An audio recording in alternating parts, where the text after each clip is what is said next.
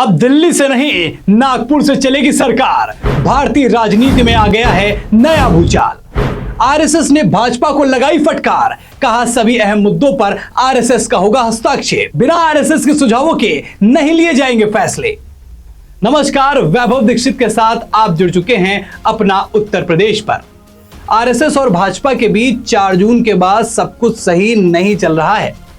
भाजपा के राष्ट्रीय अध्यक्ष जेपी नड्डा के बयान के बाद आरएसएस एक्शन में आ गया है और आरएसएस ने मोदी, अमित शाह और नड्डा को फटकार लगाई है। जेपी नड्डा ने जीत के बाद बयान दिया था कि अब भाजपा को किसी भी संगठन की आवश्यकता नहीं है।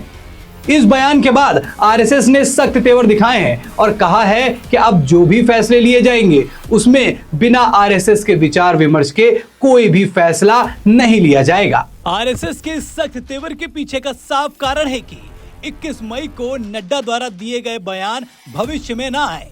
इसी साल 21 मई को बीजेपी अध्यक्ष जेपी नड्डा ने एक इंटरव्यू में कहा था, शुरुआत में हम कम सक्षम थे, तब हमें आरएसएस की जरूरत पड़ती थी, लेकिन अब हम सक्षम हैं। आज बीजेपी खुद अपने आप को चलाती है।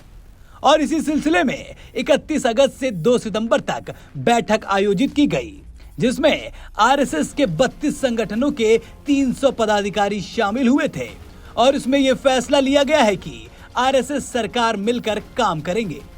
2001 से ही बीजेपी की पॉलिसी रही है कि सरकार में आरएसएस नहीं चाहिए, सरकार पार्टी की होगी और संगठन पर आरएसएस का कंट्रोल रहेगा।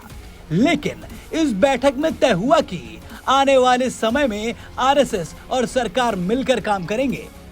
भाजपा और आरएसएस के बीच तालमेल बिगड़ने का खामियाजा लोकसभा चुनाव में दिखा। बीजेपी को इसका बड़ा नुकसान हुआ। इस नुकसान से बचने के लिए आरएसएस ने सरकार को समय समय पर सुझाव देने का फैसला लिया है। इस मीटिंग में भाजपा को ये सुझाव देते हुए अन्य 3 अहम मुद्दों पर बातचीत हुई, जिसमें देश में जाति जनगणना कराना, डिलिमिटेशन और महिलाओं को 33% आरक्षण, केरल के पलक्कड़ में आरएसएस की अखिल भारतीय समन्वयन बैठक सहित इन 3 बड़े मुद्दों पर बातचीत हुई और इसमें भी जनगणना और महिला आरक्षण पर ज्यादा फोकस रहा। आरएसएस का मानना है कि 2029 तक अगर 33% महिलाएं संसद में आ जाती हैं तो देश का इतिहास बदल जाएगा।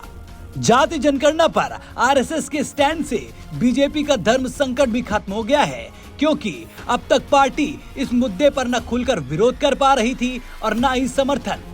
क्रीमी लेयर में बदलाव पर आरएसएस का मानना है कि आरक्षण से जुड़ी जातियों को भरोसे में लेकर और उनकी सहमति के बगैर कोई कदम नहीं उठाना जाना चाहिए। इसके अलावा आरएसएस ने कुटुंब प्रबोधन के जरिए 30 करोड़ हिंदू परिवार तक पहुंचने का टारगेट भी रखा है।